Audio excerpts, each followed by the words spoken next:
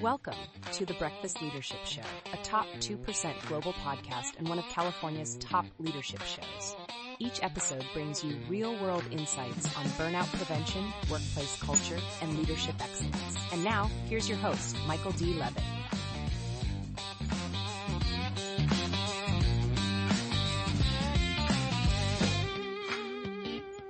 Welcome back. I've got Susan Heinking online. Susan, how are you?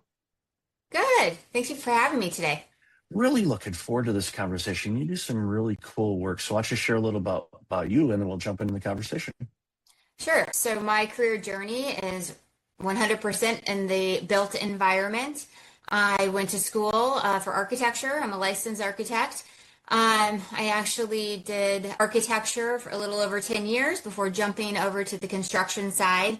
And I have a 50-50 split right now in my career. So 10 years in architecture, I've been in 10 years in construction, but the common denominator between the two has been sustainable buildings. And I think that's what we really need. And we talked about this a little bit in the pre-show, just about one, obviously new construction and new buildings, but we know, especially in certain parts of our country, some of the buildings are quite old and will need to be replaced probably within our lifetime. So it's going to be interesting to see how that goes. And over your journey over the last 20 years, I was going to say, did you start when you were 5? I mean, you've lived quite the career in a short period of time. But I'm curious as to, what are some of the things that you've seen and I try to stay out of politics as much as I can, but has government over the last, I'd say, decade or so been easier to make some of the innovations in the sustainable build happen, or have there been roadblocks that you've had to navigate around or through in order to design what you truly want to design? So it has not been a straight line getting to where we are today. It's been kind of like a jungle gym, just swinging around, trying to find, what is the right line to kind of get us to where we believe we need to go. As far as regulation, legislation, depending on when it happened in my career journey, it either hurt me or helped me.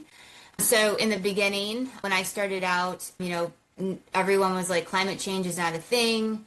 Global warming is not a thing. And so we've, people in the sustainable industry have really seen that shift to people understanding that climate change is a thing, global warming is a thing, and that it's something that we can't reverse. We're past that point. We can just make it less bad going forward, and we have to have our buildings adapt to these new climate models and these new weather patterns. And so when you talk about existing buildings kind of, being around for almost 100 years, how are we going to take something that was built in the, mid 1900s, and how are we going to adapt it to the climate models? That's something that we are talking about. How do those buildings work with how people work today and how the weather is? And, existing buildings are actually our most sustainable buildings because they're already there, and it takes less energy and materials to actually retrofit them rather than tearing them down and building brand new. But as a culture, we like bright, new, shiny things, and we like to build new. So there is a kind of a balance there between, what buildings make the most sense to demolish and build new versus what makes the most sense to retrofit and keep. You had mentioned the weather thing, and I know in history, weather patterns do change, but I have witnessed it where I have seen some significant changes in weather patterns in my lifetime, where historically, hundreds of years ago, it may take a century or two before we start seeing these shifting patterns. Now we're seeing multiple shifts in a shorter period of time, just, to speak to what we have collectively done to make this happen. And now it's like, and I agree with you. damage is done. The cat's out of the bag. What do we do to mitigate that so we don't make it even worse? What are some things we're doing? And that's where, the proactive work that you do and a lot of other agencies and, support groups and charities and all that stuff collectively, together, if each of us takes a step, it makes a huge difference in how things are going. And, I love how you mentioned, the existing buildings you can retrofit, because it's okay. You've got the shell, you've got some things. Okay, we go through, we replace all the lighting. Okay, the condo building that I live in, they did that over the last couple of years. And one, the lighting is better, it's brighter. Secondly, the common area fees, have been kept under control because they found ways to find some energy efficiencies, which of course reduces the strain, and obviously, everything goes on. EV vehicles and all the other innovations and people using transit. There's all these different things we can do. When it comes to, building and things like that, I agree with you. People love those shiny new buildings. Oh, this is great. But I've gone into buildings that have been completely renovated, and it's like, oh wow, this is cool. They maintained like the exterior component of it because it had a historical look to it. I'm thinking one building in particular. But you go inside, and it's like, you guys could have built this last week, and everything's common. It's easy to do. So it's one of those fine lines where, again, it really depends on what makes sense. Obviously, local bylaws, ordinances, and whatnot. If it's a historical building, okay, white glove time. We can't really change a whole lot, but we can do some things here. So when you're working with organizations that are looking for a build, and I'm guessing, again, going back to what you just talked about, I'm guessing a lot of people want the brand new shiny things, but if there's something existing that would meet their needs in the area, what's that dialogue like? I'm just kind of trying to peel back the curtain a little bit, because I know sometimes people say, well, we want a building that does this and this and this. And, are they sold on we have to have it be brand new, or are they open to using something that's existing in the community that would work well for them? I'm just curious, what your experience has been over the last 20 years with something like that. I think it's definitely client driven. Is it owner occupied type of building that tends to be more open to that existing building journey versus am I a developer and I need to sell it? I need to flip it real quick. Or I'm a developer and I'm trying to get a tenant in. Like there's a certain market for certain things. Some people don't believe that existing buildings can actually be energy efficient. We have a case study of a historic building in Cincinnati, Ohio. We worked with the architect to actually get to net zero. So it's a 112-year-old building that actually we were able to get to net zero and keep the historic landmark that building already had and get historical tax credits on top of it. So it's just, you've got to get the right team that can solve those particular problems and really collaborate. And the reason why, the building industry is tackling, I guess, sustainability and looking at climate change and all of these weather patterns is because if you look at a pie chart of like, okay, where's all the air pollution coming from, or the greenhouse gases? Because it's the same thing. Greenhouse gases or air pollution. Almost 40% are buildings. So we have a pretty good chunk of the pie that we as building industry professionals are responsible for going forward to make sure that we are designing, building in a responsible manner, not only for the planet, but, for people. Because as people, or at least Americans, we spend 90% of our time indoors. So this is our environment. And so we want to make sure that we are creating that balance with nature in the process. No, it's important to do that. And yeah, I knew that stat was high, but I didn't realize it was 90%. But it doesn't surprise me. Even during the early days of the pandemic, a lot of people were staying home inside unless, the weather was conducive, then they'd be outside a little bit more maybe. But we noticed it just in areas where ravines and rivers were starting to get cleaned up because we weren't in pollution generating type of buildings or driving and all as much and things like that. So we noticed nature kind of rebounding a little bit, which was an interesting dynamic and going, okay, something to learn from here. What can we do Yeah. about this? So I want to go back to something you said a few moments ago about, and this was more on the government intervention and regulations and things like that. And you said where some of them were helpful, some of them were hurtful. I guess, let's dive into the hurtful side of things. Well, and I'm curious as to how did you navigate through some of those things? I mean, give, whatever details you can. I don't want to point fingers at any particular government or anything like that, but unless you want to, I'm okay with that. But I'm just curious to see how, when you face something like that, with your career and your expertise and your leadership, what are some things you do to help kind of go through those things? Because I'm guessing, what you did is transferable to our audience, being able to navigate through challenging situations, whether it's problems from clients or government regulation or the economy or who knows what. So I'm curious to kind of give me an example of something you had to deal with. So let me explain what I meant. So in the early years, when regulation came out to kind of really push sustainability, that's what was helpful because it was kind of like the carrot versus the stick. Like, well, it's regulation, you have to do it. It kind of helped push our message further. In the beginning, if regulation rebounded or reversed, it was hurtful because it's like, well, now I've got to figure out a different avenue to kind of sell sustainability on this project. Fast forward to today, the market demands it so much that it really doesn't matter what the regulation does. It can push, it can pull. The market is what it is. People want sustainability, people want healthy buildings. So we don't necessarily rely too much on what the government's doing to kind of push sustainability. The government's never going to say, well, build unhealthy buildings. That's never going to happen. But they might say, well, we're going to take this tax incentive away, or we're not going to provide additional funds to help pay off your solar panels on your building. So that's kind of where it gets hurtful because the economics of scale.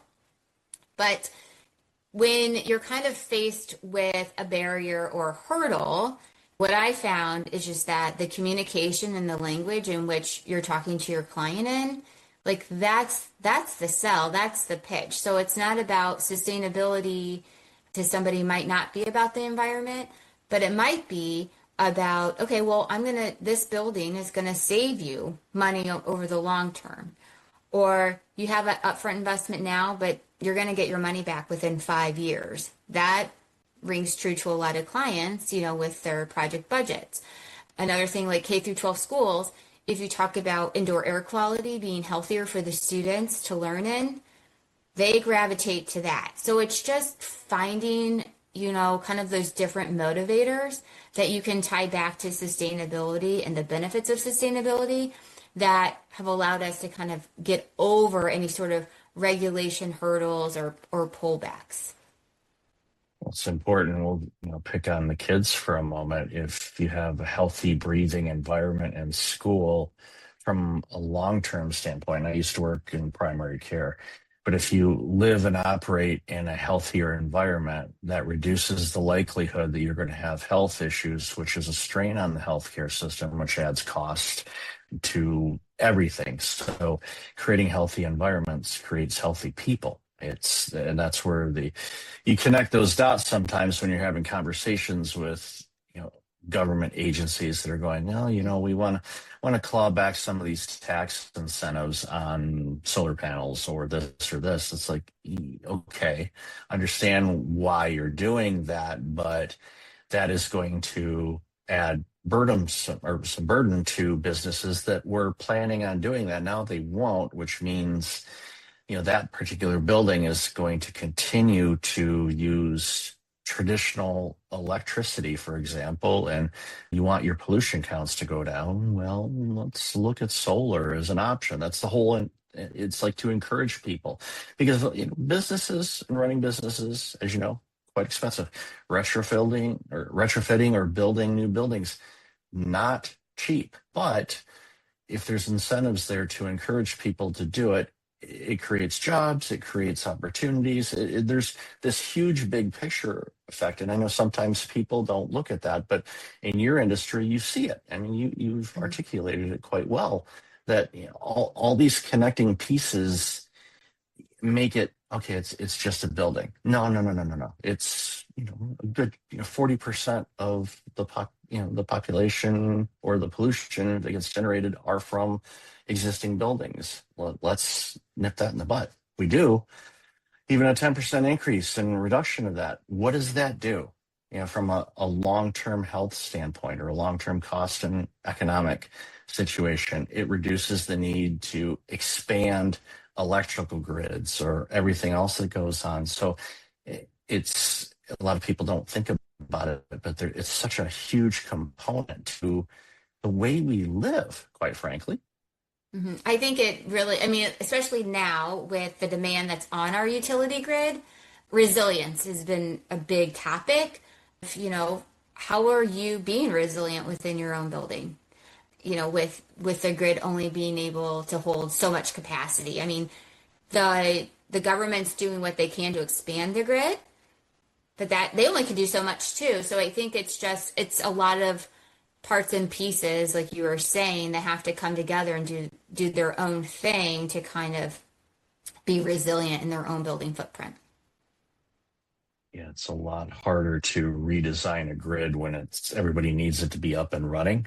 It would be great. It's like, okay, let's just redesign this. What would it look like? Of course, it would be awesome to be able to do that, but I don't think we can shut the power down for, I don't know, years just to fix it. It's like, oh, no, it'll only take this time. If the government says something like it's only going to take this long, multiply that by 3, and then you might be close to when it actually gets completed. Just being sarcastic because it's true. That's what sarcasm is, I think, sometimes. But so I always ask this, of guests too, is and we've already kind of seen where things are going, but anything on the horizon that you see that we're not necessarily doing a lot of right now, or maybe we're just starting to, for in the build industry, leveraging AI, for example. Everybody says, well, throw AI at it. It's like, okay, well, what does that mean? What do you mean by that?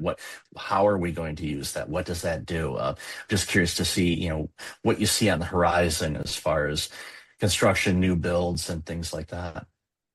As far as AI, we're still kind of in the early stages, I guess, of utilizing AI. From the sustainability standpoint, what I'm seeing evolving are different architecture firms, different GCs coming together to figure out, is there a way we can standardize what we're doing so that everybody's kind of asking the same questions and collecting the same data across the board, so we can say, like, are we actually making a difference? Where do we need to improve? How can we improve as a collective, rather than just my firm doing it over here and my competitor's firm doing over there? What I'm seeing is that there's more peer groups being created for us to share our knowledge and help each other out. So the building industry is becoming a lot more collaborative in that sense, and it's actually spilling into supply chains. So the products, I mean, if you look at a building, it's just a kit of parts, really. Right? It's just products coming together.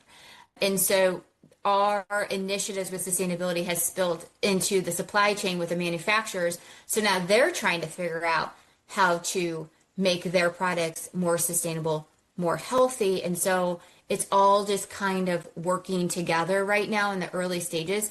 Is AI going to be plugged into that some way, somehow? I'm assuming so, because it probably can find, the missing pieces to the puzzle for all of us to kind of get in line and connect. We're not there yet, but we're still in the early stages of, like, what are the questions we need to be asking each other? What's the data that we actually can collect? Once we get the data, what does it mean? Is it good or bad? Because we still don't know. And then how are we going to actually drive those numbers down towards energy efficiency or reduced greenhouse gases? So that's like the next chapter right now that we're entering in for sustainability in the built environment. And I love the collaboration side of things. And I see where AI could be beneficial would be one, you ask the same questions. Like, oh, you have a standard operating procedure on builds, and it's just, templates that everybody knows. From a supply chain standpoint, you have, okay, all of these builds in a particular area are using these types of parts. Okay, what's the turnaround time to deliver them? Okay, which ones would be more efficient? Because like anything, we have our favorite pieces or parts that we do. So okay, we always order this type of bracket or this type of whatever in our builds where, okay, there might actually be something that's more sustainable that'll do the work, is not going to cause extra grief to the construction team. It's like, oh yeah, we want to use this because it's efficient. It's like if it adds an extra 2 hours to what they have to do in order to finish their job, it's like, okay, there's cost efficiency and then there's efficiency. It's like you have to weigh those two things. And again, that's where sometimes you can have AI do the analysis to figure out, okay, how does that all play out? Again, it's only as good as what you tell it to do and what you ask, but there's definitely some opportunities to go deeper into a massive amount of information to find, okay, here's a way for us to turn these buildings around in a much shorter period of time. And share a quick story. A good colleague and friend of mine that I've known for years, his parents now retired, but they were basically a partner with a fast food chain that rhymes with McDonald's. Anyway, so they were tasked, they built the McDonald's locations throughout the, Chicago, Illinois, and, that general area. And, they could go from a slab of land, nothing on there, to an up and running store in like no time at all, because they had the systems, they had the parts, they had the supply chain. It's just like boom, boom, boom. And it wasn't like they all looked the same. There was variances on how each restaurant looked, but not too many. But it's like the core of it, here's this, this, and this. And they were able to turn these things around. Of course, McDonald's loves them some supply chain efficiencies. So to the point where they keep quiet and they don't tell you about it because, well, that's is a competitive advantage for them. So, but again, it's that type of knowledge across the board could save builders and architects and all kinds of stuff, all kinds of different, time requirements to allow you to do more. Because it's like, okay, if you could pick up an extra 5 to 10 projects in a month without overwhelming you and having you cancel out your sleep patterns, it's like, okay, that makes sense. But that's where the efficiencies could come into play. But I agree with you. Early stages, but I think we will see it over the next few years. We're like, okay, let's try this. But again, just like anything, some people prefer a certain type of pen versus another one. It just is going to be preferences on what makes sense for your company and the clients you serve. Yeah, AI is great. I think it helps you get to the solution quicker. I don't think it's going to be thinking, I don't want it to think for you, but I'd like to see it help. I mean, I like it when it helps me process faster and be able to come to the same conclusion quicker. So that's where I see the benefit of AI coming into play. And if we're able to standardize sustainability in everyone's means and methods and everyone's building in a sustainable way, like that would just be the right thing to do. And then we can add 5 to 6 projects, and there would be, that would just be great going forward. Yeah, and turn around and reduce the time to get new builds and generate new jobs and all kinds of good stuff. So love this conversation. Where can people find out more about you and this amazing work you're doing? You can find me at pepperconstruction.com on the High Performance and Sustainable Construction page, or you can find me on LinkedIn. Awesome. And I'll definitely have that in the show notes. So Susan, thanks so much for your time. I really enjoyed this conversation. I did too. Thanks for having me. Thanks for listening to the Breakfast Leadership Show. If you're dealing with a toxic workplace or feeling stuck in a challenging job, you don't have to go through it alone.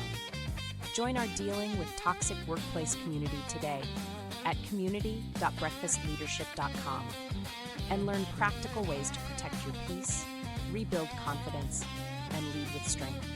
See you inside the community.